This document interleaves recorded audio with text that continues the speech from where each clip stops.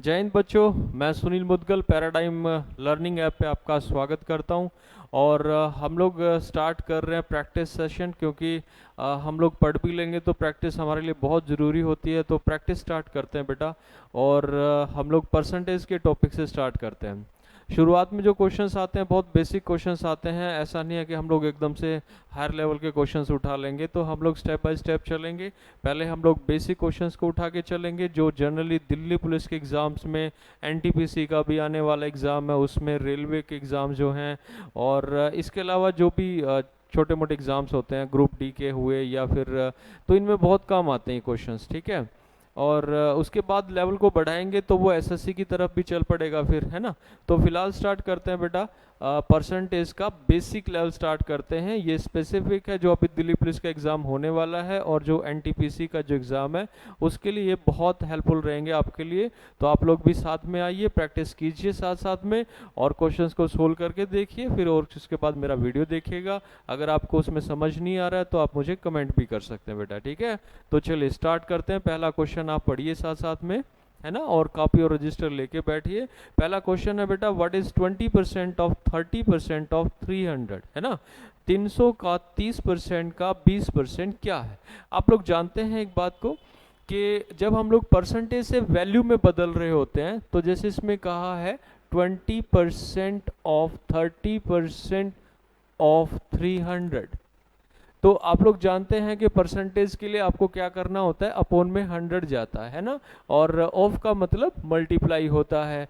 तो 20 मल्टीप्लाई में 30 मल्टीप्लाई में 300, तीनों का ये गुणा में हो गए हैं।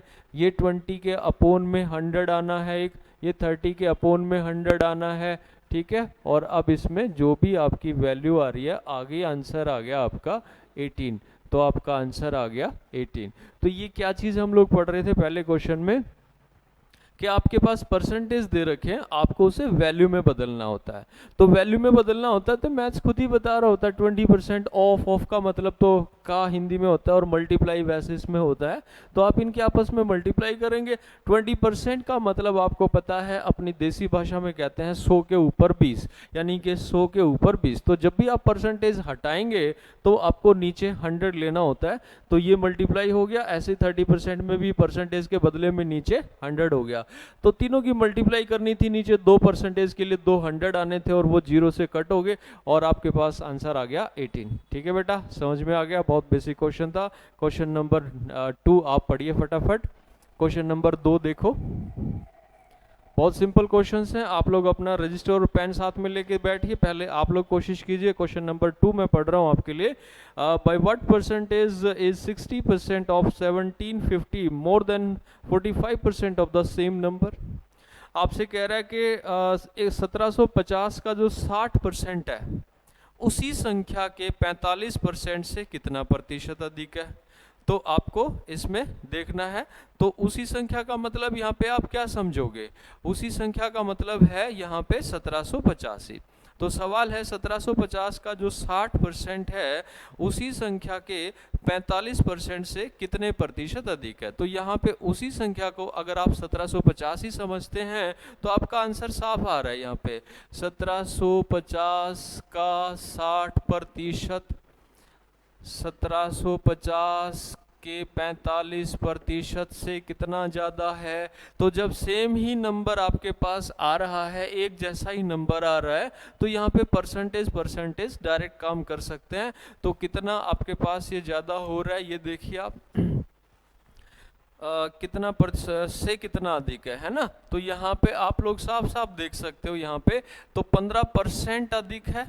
15% का फर्क आ रहा है यहाँ पे। 1750 का 60% वैल्यू निकालने की जरूरत आपको बिल्कुल भी नहीं है, ठीक है। और 1750 के 45% से कितने प्रतिशत अधिक है। अगर आप इसको सवाल को ध्यान से देखते हो तो आपको समझ आ जाएगा। 15% का फर्क आ रहा है, ठीक है।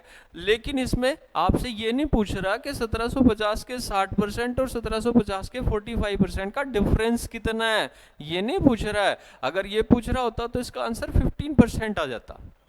आपसे पूछा है कि जो 1750 का जो भी 60% आएगा हम लोग वो वैल्यू निकाल भी सकते हैं, पर ज़रूरत हमें है नहीं। तो वो जो वैल्यू आएगी वो 1750 के 45% से कितने परसेंट ज़्यादा है। तो यहाँ पे आप लोगों को एक बात का ध्यान रखना होगा कि आपको एक बात मैं बता दूं, जब भी आप परसेंटेज में कोई सवाल का आंसर दे रहे हो तो आपको एक बात का ध्यान रखना पड़ेगा, जिस नंबर के साथ ऑफ है, ओन है, देन है, का है, से है की अपेक्षा ऐसे शब्द जिस भी नंबर के साथ आ रहे होंगे और आपसे जवाब में पूछ रहा है कि परसेंटेज में आप आंसर बताइए कि कितना परसेंट ज़्यादा है, कितना परसेंट कम है, इस तरह की बात जब वो करता है तो आपको ध्यान देना होगा कि जब हम किसी नंबर को परसेंटेज में बदल रहे होते हैं तो आपको एक बात का ध्यान रखना होगा, एक नंबर ऊपर आएगा, एक नंबर नीचे आएगा और मल्टीप्लाई में 100 होता है। परसेंटेज में बदलने के लिए मल्टीप्लाई में 100 हम लोग करके चलते हैं। तो नीचे क्या आएगा वो मैं आपको बता रहा हूं, जैसे आपको एक एग्जांपल मैं दूंगा साथ में। जैसे यहाँ पे जिसके साथ भी ये शब्द आएंगे वो हमेशा डिनोमिनेटर या हर का काम करेगा। जिसके साथ ये चीजें आएंगी वो कहाँ जाएगा, नीचे जाएगा, समझ गए। तो यहाँ ये आ जाएगा डिनोमिनेटर में। जैसे मैं आपको एक इस सवाल से पहले एक एग्जांपल देता हूँ। अगर मैं आपसे ये कहता हूँ कि भाई मुझे बताइए 300 इज what % मोर देन 250, 300 250 से कितने प्रतिशत ज्यादा है। ठीक है, तो यहाँ पे दो नंबर हैं और मैं प्रतिशत में पूछ रहा हूँ। तो जब भी ऐसे शब्द आ जाएं जिसमें आपको more than, less than, younger than, greater than, older than, smaller than, बड़ा है, छोटा है, कम है, ज़्यादा है, बढ़ गया, घट गया, तो जब हमेशा उन दोनों का डिफरेंस आपको ऊपर लिखना होता है तो यहाँ पे इनका डिफरेंस आ गया 50। अच्छा, नीचे क्या आएगा, मैंने बताया कि जिसके साथ में इनमें से जो शब्द साथ में जुड़ा हुआ होगा ना वो नीचे आ जाएगा। वैसे आपको ये जो बेसिक कंसेप्ट होते हैं, ये बेसिक कंसेप्ट हम लोग आपको परसेंटेज का जब टॉपिक समझा रहे होते हैं, जब थ्योरी समझा रहे होते हैं, थ्योरेटिकल पार्ट का ये हिस्सा होता है। तो मैं फिलहाल प्रैक्टिस करवा रहा हूँ, पर बेसिक मैं थोड़ा थोड़ा साथ में बता रहा हूँ ताकि किसी को अगर नहीं भी आता हो तो वो यहाँ पे साथ में सीख जाए। ठीक है, तो यहाँ पे आप क्या करते हैं 50 अपॉन में जिसके साथ में जैसे 250 से मोर देन 250, तो नीचे 250 आ जाए, मल्टीप्लाई में 100 आ जाए और आपका आंसर आ जाए यहाँ पे 10 से 10, ये 4 पे कट गया, 20% ज्यादा है, ये आपको समझ में आ जाए। ठीक ऐसे ही आप जब इस सवाल पे आते हो जो हमारा सवाल है, इस एग्जाम्पल से मैं बस ये समझाना चाह रहा था आपको कि आपको जब भी इस तरह से परसेंटेज में ही पूछ रहा हो तो आप किस तरीके से जवाब दोगे। सवाल पे वापस आते हैं। मैंने पूछा है कि 1750 का जो 60% है, 1750 के 45% से कितने प्रतिशत ज़्यादा है। अगर वैल्यू में पूछ रहा होता तो मैं इसका डिफरेंस 15% देखता और 1750 का 15% निकाल के आपको बता देता, आंसर आ जाता।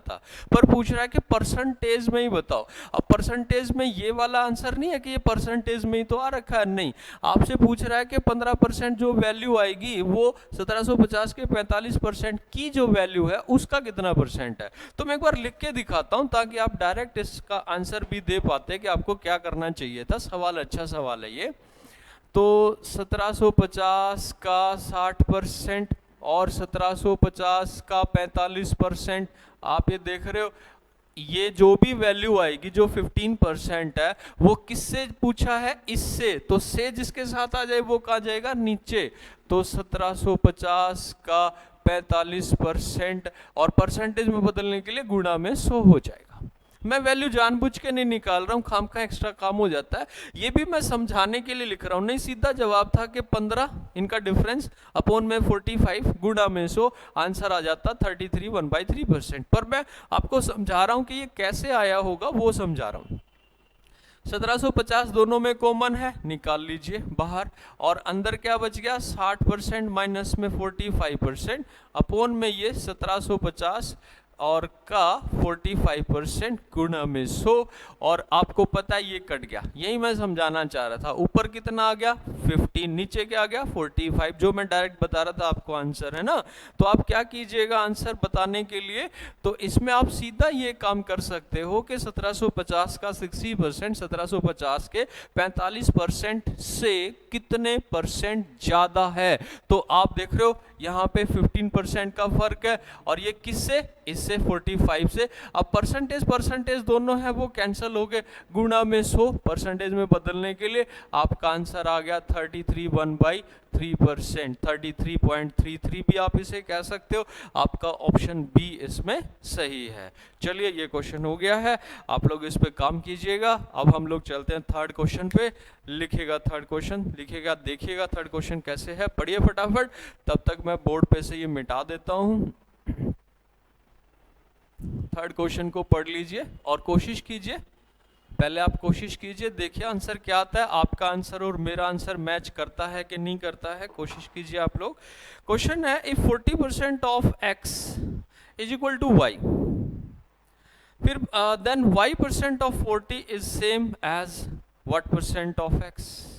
तो इस तरह की ना लैंग्वेज के क्वेश्चन होते हैं, आपको ये कंफ्यूज कर देते हैं कि इसमें क्या लैंग्वेज यूज करी जा रही है, उससे हमें कंफ्यूजन स्टार्ट हो जाता है। तो मैं आपको बताता हूं, अगर आप एक काम कर ले इस तरह में ना, आप कुछ मान लो x को, जैसे आपने मान लिया, माना x को 100 आप समझ के चलते हो। अब तो सवाल एकदम से सोल्व हो गया आपका, ठीक है। अगर आप x को 100 मान लेते हो तो सवाल कहता है कि 40% of x, 40% of x, x की वैल्यू आपने 100 मान रखी है, बराबर है y। तो y की वैल्यू क्या आ गई फिर, 100 का 40% कितना हो गया, 40 हो गया। आपने x को 100 मान लिया तो y अपने आप कितना आ गया, 40 आ गया, क्योंकि y क्या है, 100 का 40% है। 100 मतलब x का 40% कितना हो गया, 40 हो गया, ठीक है। अगली लाइन पढ़ लो, then y% of 40 is same as. अब y% ऑफ 40, अच्छा आपको एक बात पता है, अगर आपसे मैं कहता हूं x% ऑफ y बराबर है y% ऑफ x, तो इसमें इसका मतलब समझो कि जो परसेंटेज है वो x के साथ भी है, या वो अगर y के साथ भी कह दूं तो एक ही बात है। जैसे अगर मैं आपसे कहता हूं 200 का 50%, आप इसे और क्या कह सकते हो, 50 का 200%, यानी हेर फेर किस में हो रहा है, परसेंटेज में। आप परसेंटेज को इसके साथ देख रहे थे, आप परसेंटेज को इसके साथ ना लगा के इसके साथ लगा दो, क्योंकि दोनों को आपस में क्या होना होता है, मल्टीप्लाई, और परसेंटेज इसके साथ हो चाहे इसके साथ हो, वो अपोन में 100 बन के आना होता है। मैं ये कहना चाह रहा हूं, आपसे बोला तो ये गया है कि y% ऑफ 40, y% ऑफ 40 आपसे बोला गया, क्या आप इसे 40% ऑफ y भी बोल सकते हो? हाँ बिल्कुल बोल सकता हूं। ऐसा बोल क्यों रहे हो, आसान हो जाता है, देखने में पढ़ने में ही आसान हो गया अब ये बिल्कुल ही, ठीक है। क्योंकि आप इसको देखो, आपका परसेंटेज नीचे 100 बनाता, ऑफ का मतलब मल्टीप्लाई होता, तो y मल्टीप्लाई 40 अपॉन में 100 होता है। ये भी वही लिखा है, 40 गुणा में y बटे 100, एक ही तो बात है। लेकिन यहाँ पे ऐसा लिखने में मुझे फायदे होगा कि y की वैल्यू मेरे पास है 40 है, तो 40% ऑफ 40 कितना हो गया, 16 हो गया, क्योंकि 40 गुणा 40 बटे में इस परसेंटेज के लिए नीचे 100 आएगा, 2 जीरो आएंगी, वो काट देगा, 4 चौक 16 हो गया, ठीक है। तो आपसे ये पूछा है, यहाँ पे आपसे पूछा है, अब आप कहां तक पहुंच गए, y% ऑफ 40 कितना आ गया, वो 16 आ गया। ये कह रहा है कि ये जो 16 है ये x का क्या लगता है, ये जो y% ऑफ 40 जो आ रहा है, जो 16 वैल्यू आ रही है, ये x का क्या लगता है। अब तो आपके सामने आंसर आ गया बिल्कुल ही, तो 16 100 का क्या लग गया, 16% आंसर आ गया आपके पास, ठीक है। अगर आपको वीडियो में ये समझ नहीं आ रहा हो तो आप मुझे कमेंट भी कर सकते हैं, और इसके अलावा आप इसमें दोबारा से अगर इसको देखोगे तो समझ में आ जाएगा। मैं रिपीट भी कर रहा हूँ, x को मैंने 100 माना है, तो 40% ऑफ 100 y होता है, y की वैल्यू 40 आ गई। फिर मैंने ये देखा कि y% ऑफ 40 कितना आ गया, वो 16 आ गया। पूछ रहा है कि 16 x का कितना परसेंट है, तो 16 तो 100 का 100 माना हुआ x, तो हमने तो आंसर क्या आ गया 16%। आंसर हो गया भाई। नेक्स्ट क्वेश्चन देखिए फटाफट, क्वेश्चन नंबर 4 पे आ जाओ, पढ़ लो जल्दी से और साथ साथ में प्रैक्टिस भी करो, फटाफट पढ़ो। सवाल को पढ़ते हैं भाई, क्वेश्चन नंबर 4 पे आगे। If 60% of the students in a school are boys and number of girls is 812, किसी स्कूल में 60% तो लड़के हैं, तो आपको पता है लड़कियां कितनी हैं? ऑब्वियसली 40% है लड़कियां, ठीक है। अच्छा, तो ये कह रहा है कि लड़कियां उस स्कूल में 812 हैं। आप एक बार तो सोच रहे हो कि नंबर में तो 812 बता रखा है, और परसेंटेज में आप खुद जानते हो कि अगर 60% लड़के हैं तो 40% लड़कियां हैं, ठीक है। तो आपको बताया गया है कि लड़कियां परसेंटेज में 40% है और नंबर में 812 है। How many boys are there in the school? चलो मैं आपको एक बेसिक कंसेप्ट समझाता हूँ इसके साथ में। आपको मैं बता दूं कि एक कोई नंबर आपके सवाल में दे रखा हो, जैसे सवाल में दे रखा 812 है ना, एक कोई नंबर आपको दे रखा हो, अगर आपको ये पता हो कि इसके इक्वल परसेंटेज क्या है, इसके समान प्रतिशत क्या है, कोई आपको एक संख्या दे रखी हो और आपको पता हो कि इसके समान प्रतिशत क्या है, तो जैसे ही आप इस संख्या के नीचे उसके समान प्रतिशत लिखते हो तो ये हमेशा 1% की वैल्यू देता है, हमेशा 1% की वैल्यू ये हमें बताएगा। जैसे मैं आपको एक एग्जांपल से बताऊं कि अगर मैं आपसे ये कहता हूं कि जब मैंने किसी नंबर में उसी नंबर का 20% जोड़ा, तो परसेंटेज में आप समझ गए, पहले वो नंबर 100% रहा होगा और उसके बाद 20% आपने जोड़ दिया तो वो 120% हो गया होगा, तो ये परसेंटेज में बात हो गई। मैं कहता हूं कि वो जो रिजल्ट आया, जब किसी नंबर में उसी नंबर का 20% जोड़ा जाता है तो रिजल्ट मान लो 240 आता है, तो नंबर क्या है 240 और परसेंटेज क्या है 120, क्योंकि मैंने 20% जोड़ा है। तो मैं आपको ये बता रहा हूं कि जैसे आपने इस नंबर के नीचे उसके इक्वल परसेंटेज रख दिया तो काटोगे तो ये क्या आ जाए 1% की वैल्यू आ जाएगी, जो कि कितना हो जाए 20 हो जाए, काटो तो सीधा 20 पे कट जाएगा, ये है ना, ठीक है। अच्छा भाई, मतलब यहाँ पे काट दोगे तो ये 2 आ जाएगा, सॉरी 1% की वैल्यू आ जाएगी ना, इसमें 2 आ गया, 20 कह रहा हूँ, माफ कीजिएगा, 2 आ जाएगा, ठीक है। ये किसके बराबर है 1% के बराबर है ना, 1% हो जाए। अगर आप इसको गुणा में, अब मान लो मेरे पास 1% है, मुझे 100% चाहिए होता तो आप गुणा में 100 कर दोगे तो किसके बराबर आ जाएगा, फिर 100% के बराबर हो जाएगा, ठीक है। तो मैं आपको यही समझाने की कोशिश कर रहा हूं, लेकिन वो कहे कि ना मुझे तो आप ये बता दो कि मुझे उसका 50% 60% कितना होगा, तो ये 1% होता है, मल्टीप्लाई में आपको जितना परसेंटेज चाहिए गुणा में उतना ही कर दो, आपको डायरेक्ट वैल्यू मिल जाएगी। जैसे अपना सवाल पढ़ो, सवाल में कहता है कि एक स्कूल में 812 लड़कियां हैं और वो परसेंटेज में कितनी है 40% है, तो आपको मैं बता रहा हूं कि 812 के नीचे अगर हम उसके इक्वल परसेंटेज रख देते हैं 40%, तो ये कितना हो गया 1% हो गया। मल्टीप्लाई में 100 कर दो तो पता है क्या आ जाए, टोटल स्टूडेंट्स आ जाएंगे उस स्कूल में कितने हैं, जिसमें लड़कियां लड़के दोनों मिला के जो भी टोटल बनेगा वो आ जाएगा। लेकिन इसने मेरे से ये नहीं पूछा कि उस स्कूल में कितने स्टूडेंट्स हैं, उसने पूछा है कि उस स्कूल में लड़के कितने हैं, नंबर ऑफ बॉयज कितने हैं। तो बॉयज का परसेंटेज कितना है इसके अंदर 60% है, ये 1% है, मल्टीप्लाई में 60 कर दोगे तो आपको डायरेक्ट आंसर मिल जाएगा, जो कि लड़के जितने होंगे वो मिल जाएगा। इस कंसेप्ट को समझिए आप यहाँ पे, ठीक है। अदरवाइज क्या करना पड़ता, 812/40 गुणा में 100 करना पड़ता, उससे क्या आ जाता आपके पास, उससे आपके पास आ जाता भाई टोटल स्टूडेंट्स आ जाते, फिर उसका आप 60% निकालते, आप डायरेक्ट 60% निकाल दीजिए, आंसर आ गया आपका। ये 4 2 जा 4 3 जा और आंसर आ गया भाई 1218। तो उस स्कूल में जो बॉयज हैं वो 1218 हैं। समझ गए आप लोग। अगले क्वेश्चन पे चलते हैं। नेक्स्ट क्वेश्चन देखिए आप, क्वेश्चन नंबर 5 देखिए। जब तक मैं इसको मिटाता हूं, आपको अगर ये बातें डिटेल में पढ़नी हो, अगर आपको जैसे बेसिक परसेंटेज हमारा ऐसा होता है कि हम अगर उसको समझ जाएं, जो थ्योरी परसेंटेज की होती है, अगर आप उसे समझ जाओ या किसी भी टॉपिक का जो बेसिक कंसेप्ट होता है अगर आप वो समझ जाते हो तो आपके क्वेश्चंस एक लाइन के आंसर आने शुरू हो जाते हैं, फटाफट फटाफट आंसर आने शुरू हो जाएं। जैसे मैंने अभी बताया कि एक नंबर है वो किसके परसेंटेज में बराबर है, वैसे तो आप इन्हें वैसे भी सोल्व कर सकते हो, मैथ्स का तरीका है या थोड़ा लंबा तरीका होता है, पर आप जब एप्टीट्यूड एग्जाम में बैठते हो तो आपके पास इतना टाइम नहीं होता, आपको फटाफट आंसर देने होते हैं, तो उसके लिए हमें इस तरह की बातें करनी होती हैं कि आप फटाफट डायरेक्ट आंसर वाली बात ही लिख रहे हो। ठीक है, क्वेश्चन पढ़ते हैं। क्वेश्चन नंबर 5 पे आ गए हम लोग।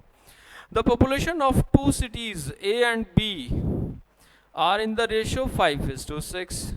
What is the percentage of the population of city A to the population of city B? दो शहर हैं ए और बी, उनकी पॉपुलेशन का रेशो 5:6 है।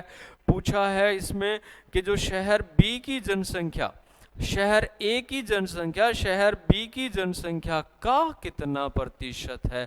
अभी मैं आपसे 2 मिनट पहले ही बात कर रहा था कि जब आपको प्रतिशत में बताना हो तो आपको एक नंबर ऊपर एक नंबर नीचे मल्टीप्लाई में 100 करना होता है। तो ऊपर और नीचे में कौन से नंबर आते हैं वो मैं बता रहा था, फिर से रिपीट कर रहा हूँ।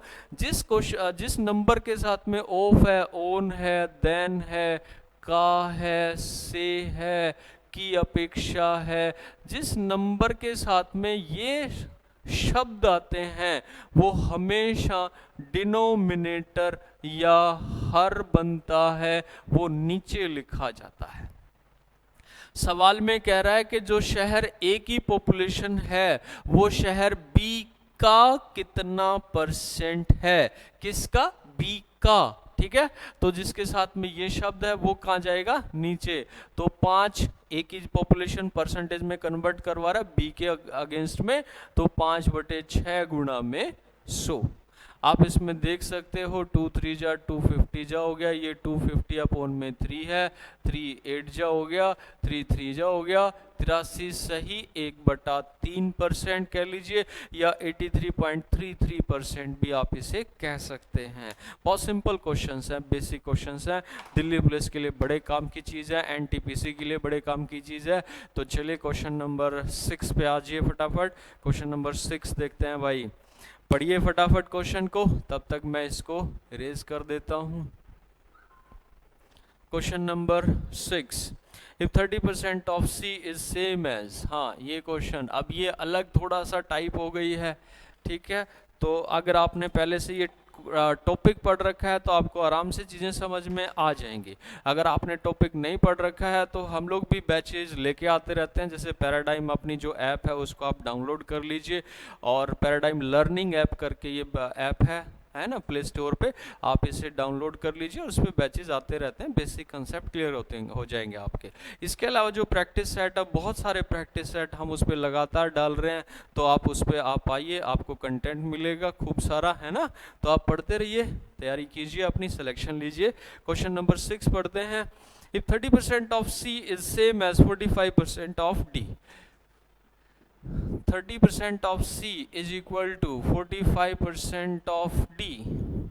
ठीक है, तो आपको मैं बता दूं, जब ऐसे इक्वल टू में चीजें लिखी हो तो जैसे परसेंटेज दोनों में है कैंसिल हो जाएगा, क्योंकि अपॉन में 100 अपॉन में 100 वो कैंसिल हो जाता है। इसके अलावा ये भी अगर कट हो सकते हैं 15 2 जा 15 3 जा। अब आपके पास है 2C is equal to 3D। ठीक है, 2C is equal to 3D। जब इस तरह से नंबर लिखे जाते हैं, रेशो में हम लोग ये चीज पढ़ते हैं कि इक्वल टू में जब इस तरह से नंबर लिखे जाएं, अगर दो ही नंबर हैं तो की ये बात हो सकती है कि आप अगर C और D को रेशो में बदलना चाहें तो आप बस इनको पलट के लिख दीजिए 3:2। ठीक है, वो 3 इसको मिल जाएगा, 2 इसको मिल जाएगा, ऐसे पलट के लिखा जा सकता है। ये रेशो का बेसिक कंसेप्ट है। ठीक है, तो आपको टॉपिक अगर पहले से पढ़ रखा है आप लोगों ने तो आराम से समझ में आ गया होगा कि हाँ ऐसा ही लिखते हैं हम लोग।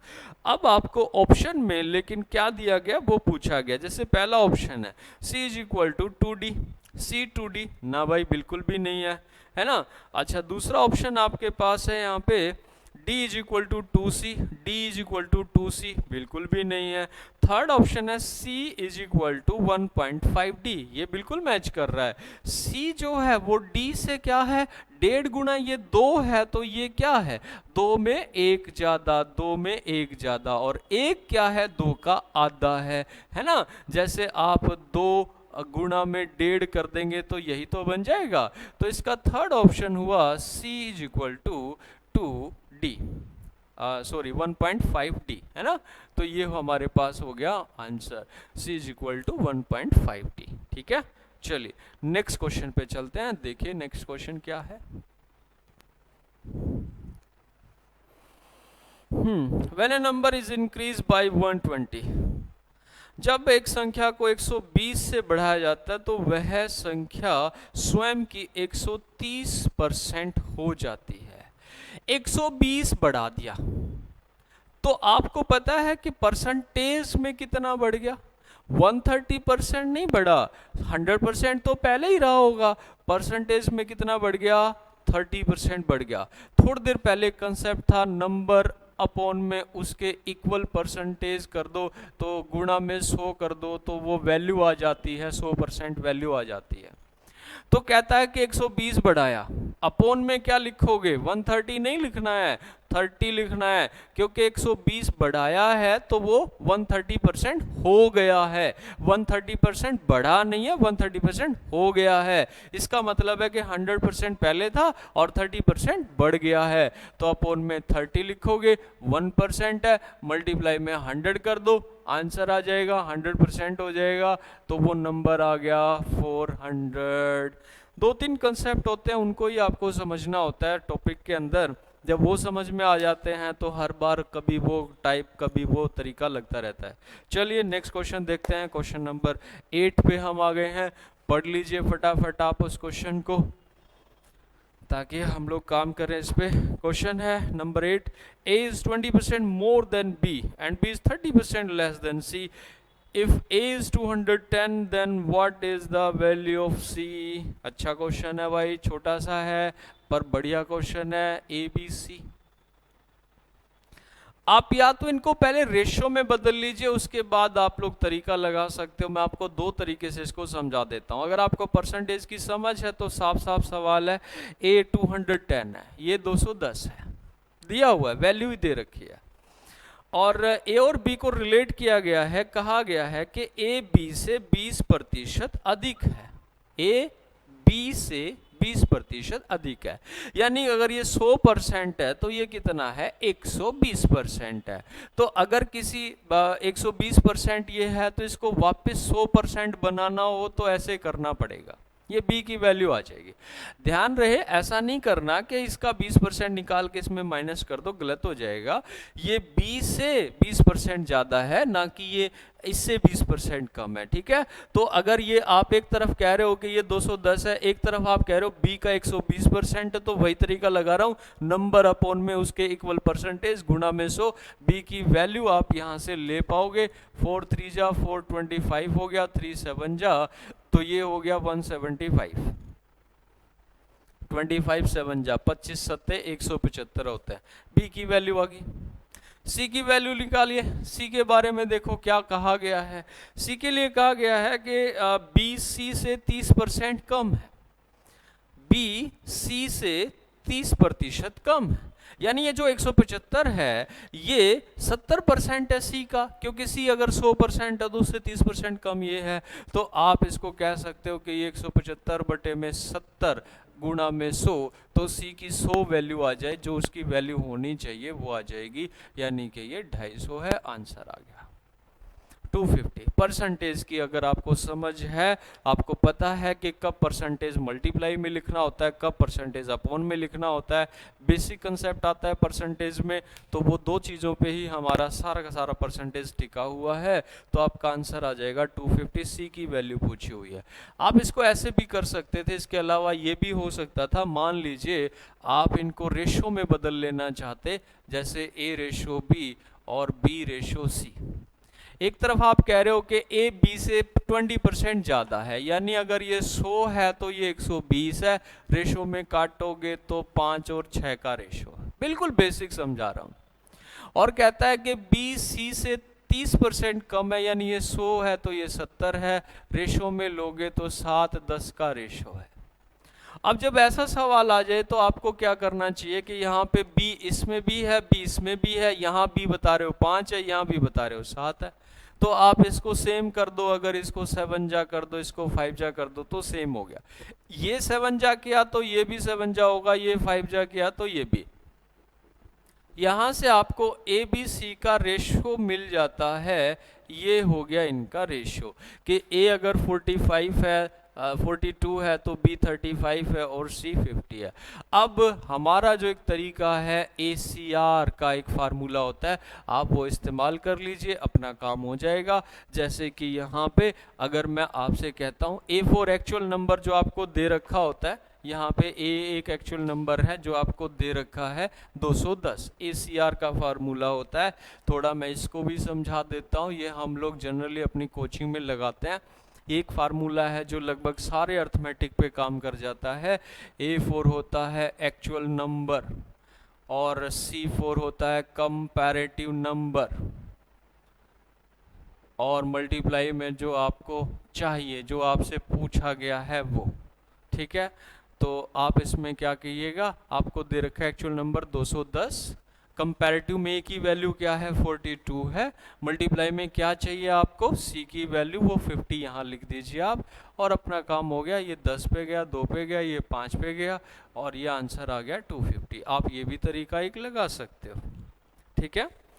तो और भी तरीके हो सकते हैं, तो आप सीधा परसेंटेज की समझ रखते हो तो वैसे कीजिए। आप इसे रेशो में बना के चलना चाहें तो आप रेशो में बना के चलिए, तो इस तरह से हमारा आंसर आ जाएगा, ठीक है। क्वेश्चन नेक्स्ट पढ़िए आप, क्वेश्चन नंबर 9 पे आ जाइए। ये हो गया हमारा सवाल, क्वेश्चन नंबर 9 पे आइए। ACR के बारे में और ज़्यादा जानकारी आपको चाहिए तो आप लोग हमारी वीडियोस देखते रहिए। हम लोग जो थ्योरेटिकल पार्ट होता है हमारा, हम उसमें इसको समझाते हैं, जब रेशो का थ्योरेटिकल पार्ट आता है तब। क्वेश्चन नंबर 9 पढ़ते हैं। एक चुनाव हो रहा है, 3 प्रत्याशी हैं, 3 कैंडिडेट्स हैं। एक को 1136 वोट मिले हैं, एक को 7636 वोट मिले हैं और तीसरे को 11628 वोट मिले हुए हैं। आपसे पूछा गया है कि विजयी प्रत्याशी को कुल मतों का कितना प्रतिशत प्राप्त हुआ है। सिंपल है बिल्कुल। तो 11628 एक कैंडिडेट को वोट मिले हैं, 7636 एक को मिले हैं और एक को मिले हैं 1136 वोट। आप इन सब को टोटल कर दो क्योंकि टोटल वोट इतने ही थे, है ना। तो ये हो गया आपके पास 12, 20, 2 हो गया, 6 और 2 8 और 2 10 हो गया। कैरी करिएगा, 1 करिएगा, 6 6 12 और 1 13 और 1 14 हो गया, 7 और 2 9 और 1 10 हो गया, और 1 और 1 2। तो 20,400 टोटल वोट हमारे पास हैं, जो जिसमें से ये तीनों कैंडिडेट को वोट मिले हैं, है ना। टोटल कर दिया तीनों को जितने जितने वोट मिले। अब पूछा है कि जो सबसे ज्यादा जिसको वोट मिले हैं, जो जीत गया है, उसके वोट टोटल वोट का कितना परसेंट है। तो आपको 11628 को परसेंटेज में बदलना है, किसके रिस्पेक्ट में, जो टोटल वोट है इसके रिस्पेक्ट में। तो 20,400 गुणा में 100 कर दीजिए। ये देखिए आपके पास आंसर आ रहा है 204 से ये 5 पे चला गया, है ना। 5 पे चला गया तो ये 10 हो गया और 20 1020 हो गया। अगर आप इसमें से 1020 घटा दोगे तो कितना बच जाएगा, 142 बच जाएगा। 142 बच गया यहाँ पे, है ना। ये 1020 आप घटा दोगे तो 2 4 और 142, और ये आपके पास आ जाएगा 1428, क्योंकि 8 भी शामिल हो जाएगा। अब ये सीधा दिख रहा है 7 पे जाता हुआ दिख रहा है, 7 2 जा 14, 7 4 जा 28, 7 पे चला गया, ठीक है। तो 57 पे चला गया, तो आपका आंसर क्या हो गया यहाँ पे 57%। तो 57% वोट हैं, जो सबसे ज़्यादा जिसको वोट मिले हैं, जो जीत गया है ना, उसका जो परसेंटेज है वो 56.7% है। आपका आंसर इसमें से डी है, नन ऑफ दीज है, ठीक है। नेक्स्ट क्वेश्चन देखिए, क्वेश्चन नंबर 10 पे आते हैं।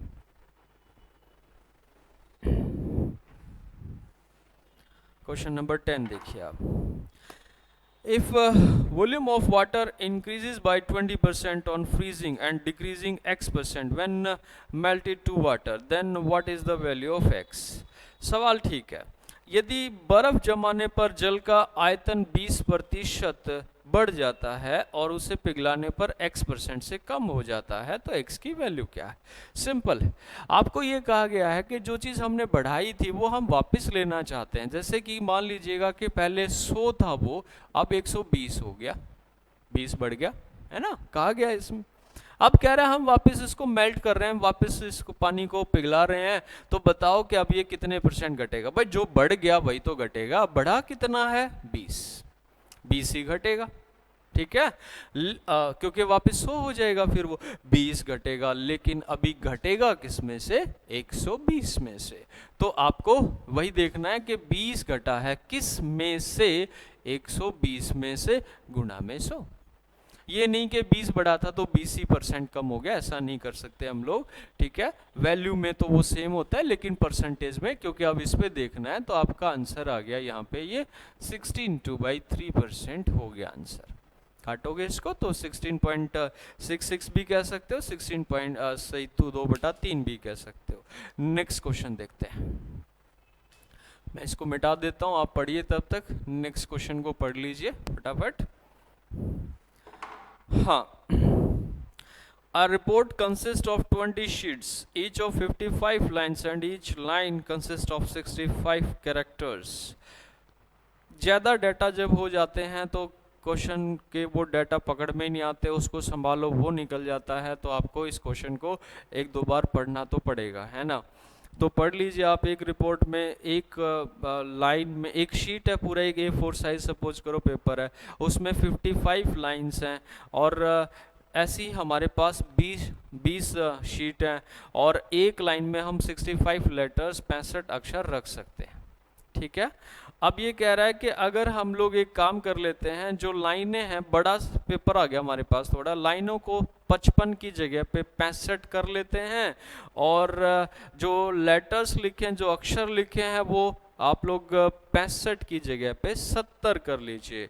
तो पूछा है आपसे कि शीटों की कुल संख्या में कितने % की कमी हो जाएगी। अब ओबियसली हमारा पेज भी बढ़ जाएगा और लेटर भी ज़्यादा आ जाएंगे, तो हमारे जो पेपर हैं, वो शीट हैं, वो कम लगेंगे इसके ऊपर, है ना। तो सवाल ये है कि उसमें कितना % की कमी आ सकती है, ठीक है। तो ये सवाल हमारे पास है, सिंपल है, कोई दिक्कत नहीं है। जैसे कि अगर आप ये देख लीजिए यहाँ पे कि भाई टोटल कितने हमारे पास यहाँ पे शीट हैं जो यहाँ पे हमारी कम हो जाएंगी, तो वो हमें देखना होगा। तो 55 पंक्तियाँ हैं, एक में 20 क्या नाम है 65 लेटर आते हैं एक लाइन के अंदर और 20 शीटें हैं। तो या तो आप एक काम कर लो, टोटल लेटर बना लो, 55 पंक्तियाँ गुणा में 20 गुणा में 65 कर लोगे, टोटल इतने लेटर आपके पास आ जाएंगे, ठीक है। और नीचे जो वैल्यू लिखी है उस पर आप काम कर लो, या फिर आप एक MDH वाला तरीका है वो देख लो क्या आता है। जैसे यहाँ पे M1 गुणा में D1 वाला जो तरीका है, गुणा में H1 वो जो तरीका लगता है, उस पे आप लोग काम कर सकते हो। M2 D2 H2 ये वाला तरीका काम कर जाएगा, ठीक है। तो इस पे भी आप काम कर सकते हो। जैसे कि यहाँ पे पहली लाइन में जो लिखा हुआ है वो 55 पंक्तियाँ हैं, गुणा में कितने हैं भाई 20 शीट हैं, गुणा में भाई यहाँ पे कितना है 20 शीट हैं, 65 अक्षर हैं, बराबर है उसमें वही इतने लेटर तो भाई दूसरे में लिखने हैं, पेज बढ़ गए कोई बात नहीं, ये जितने भी लेटर हैं यही लेटर आपको इसमें लिखने होते हैं। तो वो उसमें कह रहा है कि 65 पंक्तियां हैं। अब यहाँ पे D2 H2 D1 H1 का ये नहीं कि इसमें डेज कहाँ है, H और आवर्स कहाँ है, ये एक फार्मूला होता है, MDH वाला फार्मूला होता है। तो उसी बिहार पे हम लोग देख रहे हैं कि ये काम इसमें हमें बनाना है। तो 65 यहाँ पे पंक्तियां हो गई हमारे पास और इसमें कह रहा है कि भाई 70 एक में आएंगे और X शीट होंगे हमारे पास, इतनी शीटें हो जाएंगी X। तो हम यहाँ पे शीट काउंट कर सकते हैं और ये 0 से 0 हमारे पास ख़त्म हो गया। 55 गुणा में 2 110/7 ये हमारे पास शीट आ गई। पूरा भाग नहीं कर रहा, कोई बात नहीं, मत करने तो, ठीक है। तो यहाँ पे आप देख रहे हो कितना हो गया, ये 7 से 1 पे चला गया, 7 एकम 7 4 हो गया, 40 हो गया। तो आप इसको 7 6 42 लोगे, क्योंकि शीट है ना, ऐसा तो हो नहीं सकता कि आधी शीट होगी, तो पूरी शीट काउंट करने के लिए हमें इसको एक आगे बढ़ के, जैसे ये वैसे तो 5 पे जा रहा था, 15 सही कुछ बटे कुछ शीटें होंगी। अगर हम एग्जैक्टली इसको देखते हैं तो, है ना, तो जैसे मैं पूरा आपको दिखाता हूँ, 7 एकम 7, 4 बज के 40 हो गए, 7 पंजे 35 हो गए, 15 सही 5/7 शीट आपके पास होनी चाहिए। अब 15 शीट पूरी होगी, 5/7 शीट का मतलब समझ रहे हो, एक पेज है जिसपे आपने कुछ लिखा है थोड़ा सा, पर शीट तो पूरी काउंट होगी ना वो, है ना। तो इसलिए आप इसको कह सकते हो कि 16 शीट हमें इस्तेमाल करनी। आंसर अभी नहीं आया है, पहले हम लोग कितनी शीट इस्तेमाल कर रहे थे, 20, अब कितनी शीट इस्तेमाल कर रहे हैं, 16, है ना। तो पहले 20 शीट इस्तेमाल हो रही थी और अब हम लोग 16 शीट इस्तेमाल कर रहे हैं। तो कितनी शीटें कम हो गई, 4 कम हो गई, 20 थी अब 16 रहेगी, कितनी कम होगी, 4 कम होगी। किससे कम हुई है, 20 से कम हुई है। परसेंटेज में आंसर बताना आपको, 20 से कम हुई है, 4/20 गुणा में 100, 4 पंजे 20, 5 से ये चला गया कितने पे, 20%। तो आंसर आपका क्या हो गया, 20%। तो पहले 20 शीटें इस्तेमाल कर रहे थे, अब 16 शीटें इस्तेमाल कर रहे हो, 4 शीटें कम हो गई। पहले हमें शीटें निकालनी पड़ी कि अब हम लोग कितनी शीटें इस्तेमाल कर रहे हैं। तो उसके बाद हमने देखा कि अब 16 शीटें इस्तेमाल कर रहे हैं, 4 कम हो गई हमारे पास, 4 शीटें कम हो गई, तो ये परसेंटेज में कन्वर्ट करने के किस में से कम हुई, 20 में से कम हुई है। तो 4/20 गुणा में 100, आंसर आ गया आपका 20% शीटें आप लोग यहाँ पे अभी इस्तेमाल कर रहे हो, ठीक है। सॉरी, 20% शीटें कम हो गई हैं। नेक्स्ट क्वेश्चन देखिए फटाफट।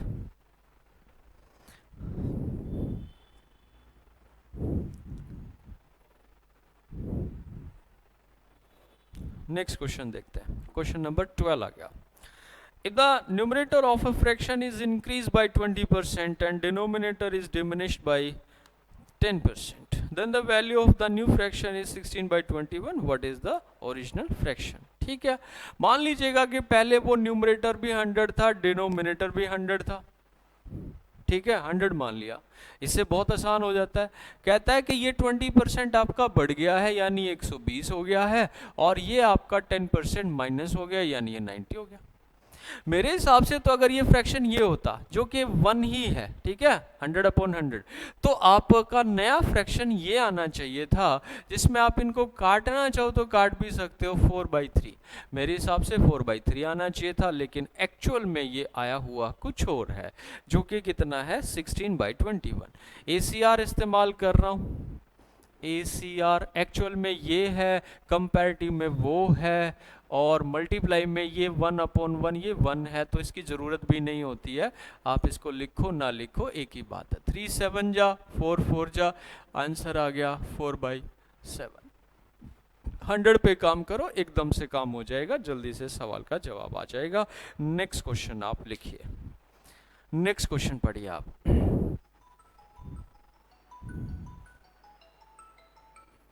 नेक्स्ट क्वेश्चन आप देखिए जरा। Question number 13. Mayur weighs twice as much as Shweta. Shweta's weight is 60% of Deepika weight. Rakesh weight 50% of Vikas weight. Vikas weight 190% of Mayur's weight. Which of these people weighs the least? सबसे कम wait किसका? कई सारे number आ गए, तो हम लोग इनको लिख लेते हैं। ये मयूर है, एक श्वेता है, और श्वेता के बाद आते हैं दीपिका, और दीपिका के बाद आते हैं राकेश, और इनके बाद आते हैं विकास। इतने सारे लोग हैं, और ये कहते हैं, अब इनके बारे में बात हो रही है हमारी कि भाई इसमें किसका वेट कितना है। तो पूछा कि सबसे कम वेट किसका है, कोई दिक्कत नहीं है। लास्ट वाली लाइन में बड़ा साफ साफ लिखा है कि कहता है कि विकास वेट 190% ऑफ मयूर वेट, ठीक है। तो मयूर के वेट का 190% विकास का है। मयूर का वेट अगर 100 है तो इसका वेट कितना है, 190। साफ पहले लास्ट लाइन में दिख रहा है कि विकास का वेट जो है वो मयूर के वेट का 190% है। ये 100 है तो वो 190 होना चाहिए। आगे कहता है कि जो राकेश का वेट है वो विकास के वेट का 50% है। तो विकास का वेट तो 190 है, इसका हाफ करो तो राकेश का वेट आ जाएगा, कितना आ गया, 95 kg आ गया। दो रह गए, श्वेता और दीपिका। श्वेता का जो वेट है वो कह रहा है कि मयूर का हाफ है, ठीक है। कैसे, मयूर वेट ट्वाइस एज मच है श्वेता, श्वेता से ये डबल है, ये श्वेता से डबल है, तो इसका मतलब श्वेता का वेट इसका आधा है, ये इसका 50 है। आ गया, चार लोगों का वेट दीपिका है, बस दीपिका का वेट देखते हैं कितना है। दीपिका का वेट बता रहा है कि Shweta's weight is 60% of Deepika's weight. Shweta का जो वेट है वो दीपिका के वेट का 60% है भाई, ठीक है। श्वेता का जो वेट है दीपिका के वेट का 60% है। तो वैसे तो जरूरत ही नहीं है कैलकुलेट करने की, आंसर तो इसमें आ ही चुका है, पर फिर भी आप लोग सबका वेट भी बताना चाहो तो वो वेट भी आ जाए। कहता है कि जो श्वेता का वेट है दीपिका के वेट का 60% है, यही कह रहा है ना इसमें। तो आपको पता ही है कि इस हिसाब से तो फिर दीपिका का वेट ज़्यादा हो जाएगा। Shweta's weight is 60% of Deepika's weight, ठीक है। तो यही हो गया, श्वेता का वेट सबसे कम हो गया। वैसे आप अगर दीपिका का वेट निकालना भी चाहो तो ये ऐसे आएगा भाई, क्योंकि ये 50 जो है ना दीपिका का, ये श्वेता का जो वेट है दीपिका के वेट का 60% है, तो ये 50/60 गुणा 100 कर दूँ तो इसका क्या आ जाए, 100% आपके पास आ जाएगा। इसका वेट फिर ज़्यादा हो गया भाई, है ना। ये कितना हो गया, 5×5 = 250/3 हो गया, इससे तो ज़्यादा ही हो गया ना, 3×8 = 24 हो गया, 3×3 = 9, इतना वेट इसका हो गया।